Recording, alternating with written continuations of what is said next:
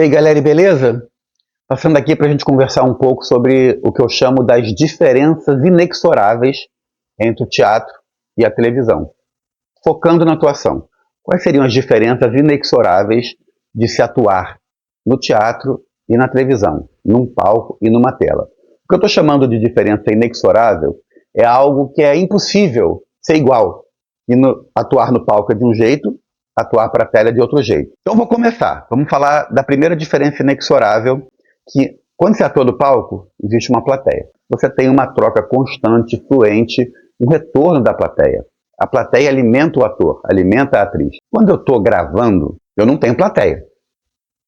Salvo exceções, tá? Quando eu gravo um sai de baixo, um vai que cola, mas aí é um teatro gravado. É um roubo, uma licença poética. Mas eu estou falando de um filme, de uma série, de uma novela, que não tem plateia, você está ali tendo que atuar com outros atores, outras atrizes, mas você não tem plateia. Então é um outro lugar de retorno, de compreensão. Como a gente pode chegar na excelência em bons resultados? Porque a plateia dá um retorno muito vivo da nossa atuação, né?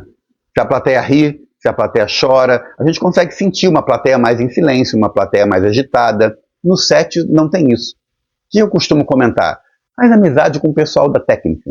Cansei de ver em set, em estúdio, o pessoal da técnica chorando numa cena de emoção. É menos gente, mas você pode escolher aquele cenógrafo, o cinegrafista, o contra-regra, que é seu amigo, o continuista, quem tiver por ali. O Chico Anísio, inclusive, que para mim é o maior comediante da história da televisão brasileira, ele exigia gravar a cena só uma vez. Por que ele falava?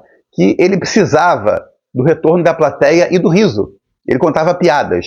E ele tinha esse retorno da equipe de câmera, da equipe de contra-regragem, de arte, do pessoal que estava ali no set.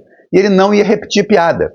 Então ele queria gravar de primeira, porque a piada só funciona uma vez. Se ele fosse gravar de novo, não ia valer, não ia ter graça, não ia ser bom, porque ele estaria repetindo uma piada. Então, mesmo não estando no palco, o Chico Anísio, ele considerava essa plateia técnica como plateia dele para não repetir piada.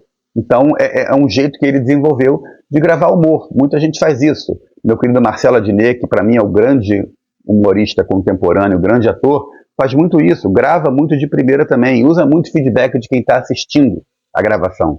Né? Esse pessoal que vem do stand-up, o Marcelo é um grande ator também no teatro, no stand-up, essa relação humana é muito importante. Acho que no humor talvez seja mais importante que o drama. Essa é a primeira diferença inexorável que eu gosto de falar, plateia, não plateia. Vamos para a segunda diferença inexorável, que é o fluxo de gravação. Ou, melhor, o fluxo de atuação. Estou num palco, eu atuo do início ao fim. Ah, mas eu posso ir para a coxia, meu personagem sai e entra, mas a energia daquela peça é perene. Eu não posso desconcentrar, eu estou ali atento, a deixa, a hora que eu volto. É isso, do segundo 00 até o último segundo de peça. É linear. Mesmo que a peça vá e volte no tempo, a minha atuação é linear. Aquele texto que eu recebi, início, meio e fim, eu faço aquele texto, eu decoro, eu estudo aquele texto e eu faço linearmente. Quando eu vou para a tela, quando eu vou para a novela, para o cinema, para a série, é completamente diferente. Eu recebo capítulos, eu recebo blocos, eu recebo cenas. É picotado. Eu recebo um capítulo que tem da cena 1 à cena 30. Não necessariamente vou gravar da cena 1 à cena 30. No teatro, eu farei da cena 1 à cena 30. Mas eu posso gravar a cena 29, a cena 27, a cena 26, depois a 1, depois a 2. Isso depende se eu estou no estúdio, se eu estou na externa, né? Como é que é feita a gravação de uma novela, a gravação de um filme? Por cenários. A produção manda na ordem. Então, eu vou construir o cenário Casa do Pedro. Do capítulo 1 ao capítulo 7, todas as cenas que acontecerem dentro da casa do Pedro, eu vou gravar. Então, vou gravar cena 2 do capítulo 1, cena 3 do capítulo 1, cena 7 do capítulo 2, cena 8 do capítulo 2, cena 15 do capítulo 3, cena 14 do capítulo 4. Se tudo for na casa do Pedro, eu gravo de uma vez. Então, tem um trabalho de entender onde eu estou.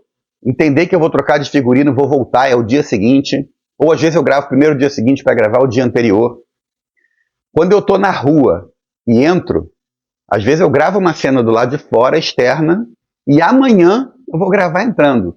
Então é uma diferença inexorável. A energia que eu estou no palco, em que eu dou no palco, do 1 ao 100 é diferente da energia e do nível e da concentração que eu preciso gravar para as telas, porque eu preciso entender de onde eu venho para onde eu vou.